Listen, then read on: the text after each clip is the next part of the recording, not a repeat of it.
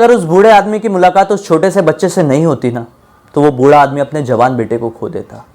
आज की ये कहानी आधारित है एक बहुत ही खौफनाक प्रेत कह लो, जिन्न कह लो, पिशाच कह लो, लेकिन एक ऐसी शक्ति की दोस्तों जिसे खबीस कहा जाता है। असली वर्ड्स में खबीस एक ऐसे खौफनाक जीव होते हैं इस दुनिया में पाए जाने वाले, एक ऐसी अनोखी शक्ति होती है जो यूं किसी की जिंदगी, किसी का परिवार, किसी का सब कुछ तहस महस कर सकती है।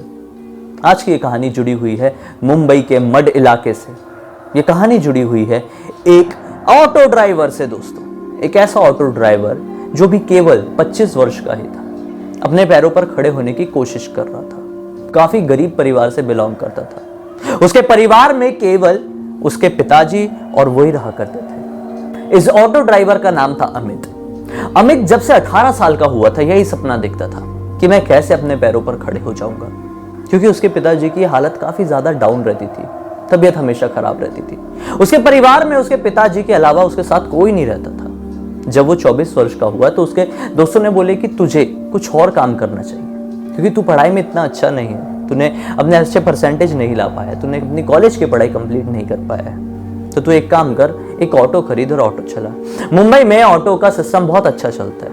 उसे सलाह दी कि एक काम करना, तू ऑटो खासकर फिल्म सिटी के इलाके में चलाना, या फिर ऐसे इलाके में चलाना जहां पर एक्टर्स का आना जाना लगा रहता है, क्योंकि एक्टर्स का काम रात रात में भी होता है, शूटिंग रात रात में भी होती है, तो वहां से लोगों का ज्यादा आना जाना रहता है, इस वजह से तुझे ज्यादा पैसे मिलेंगे। अमित इस बात को मान लेता है। अमित सोचता है कि मैं एक दिन फिल्म सिटी में चलाऊंगा तो एक दिन मड वाले इलाके में, जहां पर बहुत सारे सीरियल्स की शूटिंग होती है। उन दिनों एक सीरियल की शूटिंग हो रही थी जिस सीरियल का नाम था फियर फाइल्स। ये बात मैं कर रहा हूं जब इस दुनिया में नॉर्मल नाम की कोई चीज एग्जिस्ट करती थी, नॉर्मली शूटिंग होती थी मुंबई में भी। तो दरअसल दोस्तों ये जब भी रात के समय निकलता था अपने घर से, तो इसकी आदत थी कि अपने मोबाइल में फियर फाइल्स लगा के जरूर दिखता था। फियर फाइल्स देखते देखते इसके दिमाग में ये चीज बैठ गई थी कि इस दुनिया में सचमुच में भूत प्रेत होते हैं। और हैरान होने वाली बात यह है कि आज ही उसने फियर फाइल्स का शायद कोई ऐसा एपिसोड देखा था जिसमें ये दिखा रहा था कि फिल्म सिटी के इलाके में एक लड़की की आत्मा घूमती है, कैसे उसे किस तरह से लोगों ने प्रताड़ित किया था, और वो किस तरह से मरी, और वो किस तरह से भूत बनी, और फिर किस तरह से भूत बन के उसने अपने कातिलों से बदला ली। ये कहानी उसे बहुत ज्यादा इंटरेस्टिंग लगी थी। आज वो गाड़ी मड वाले इलाके में चला रहा था। मड वाले इलाके में गाड़ी चलाते चलाते अचानक से वो एक बंगलो के पास पहुंचा। इस बंगलो में बहुत सारे सीरियल्स की शूटिंग होती थी। इससे पहले आहट, फियर फाइल्स की भी काफी ज्यादा हुई है, साथ ही साथ सीआईडी की भी। उसने देखा कि उस बंगलो के सामने एक लड़की खड़ी हुई है। उस लड़की की उम्र तकरीबन 25 वर्ष ही लग रही थी। वो सोचता है चलो आज बहुत कम मुझे भाड़ा मिला था, मतलब भाड़ा मुंबई में एक वर्ड होता है कि मुझे एक बहुत कम ग्राहक मिले थे, तो आज ये ग्राहक मिल गए हैं, मैंने छोड़ूंगा और जितने भी पैसे आएंगे मैं आज उन पैसों से अपने पिताजी के लिए दवाई खरीदूंगा। अचानक से वो लड़की उसके ऑटो के सामने आ जाती है। वो घबरा कर अपना जोर से ब्रेक मारता है, गिरते गिरते बचता है, क्योंकि बारिश का मौसम था, थोड़ी देर पहले बारिश हुई थी और उसकी ऑटो स्लिप होते होते बच जाती है।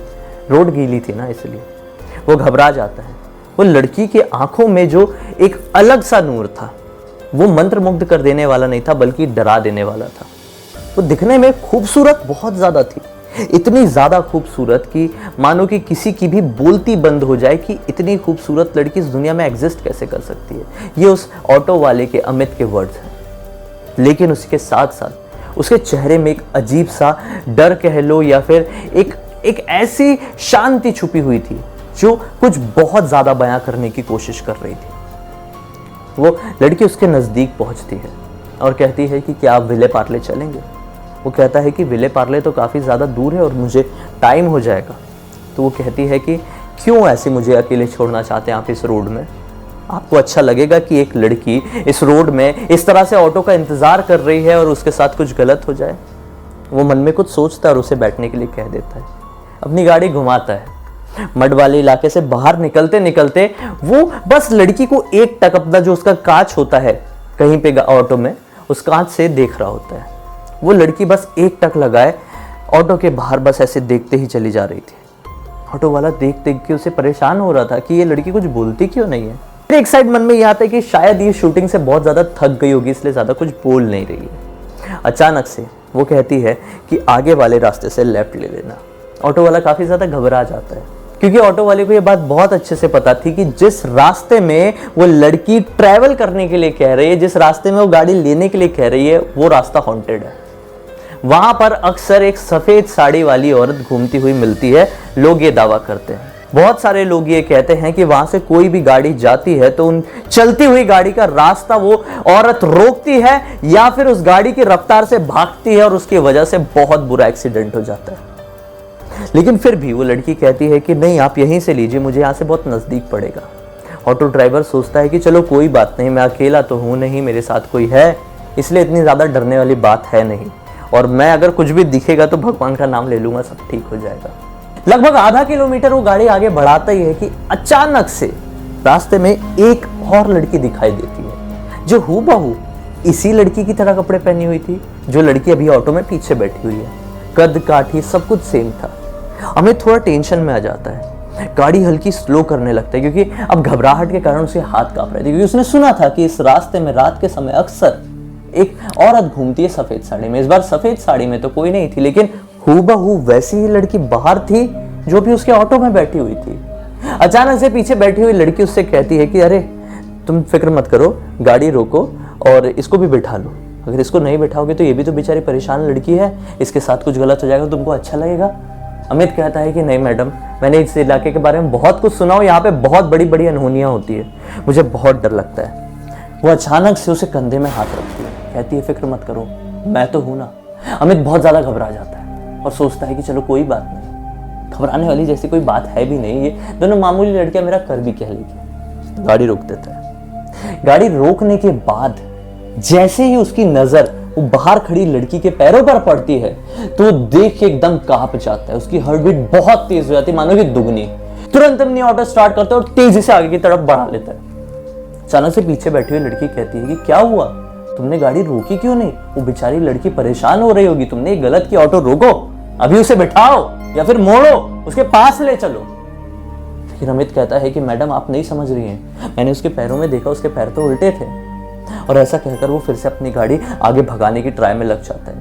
लेकिन अचानक से पीछे से आवाज आती है, तो क्या हो गया, उसके पैर उल्टे थे? मेरे तो पैर ही नहीं, ये तुमने नोटिस नहीं किया? और अचानक से जैसे वो पीछे पलट के देखता है, कोई भी नहीं होता है। गाड़ी के पीछे जो लड़की बैठी हुई थी वो लड़की थी ही नहीं, जबकि गाड़ी बहुत तेजी से चल रही थी। तो फिर एक लाइन कहने के बाद पीछे बैठी हुई लड़की कहां कूद गई यार? अमित साइड वाले मिरर से देखने की कोशिश करता है, लेकिन कोई नहीं होता है, दूर दूर तक पीछे उतरा हुआ दिखाई देता है। वो बहुत ज्यादा घबरा जाता है, मानो कि दिमाग पूरा ब्लैंक। अचानक से एक चक्कर सा आता है और उसकी ऑटो बहुत जोर से कहीं टकराती है और पलट जाती है। उसकी आंखें पूरी बंद।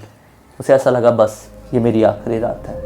उसके मन में यही आया कि मेरे पिताजी की दवाई अब कौन देगा। लेकिन उसकी आंखें खुलती है फिर से, और इस बार वो सड़क में नहीं, एक हॉस्पिटल में पाता है खुद को।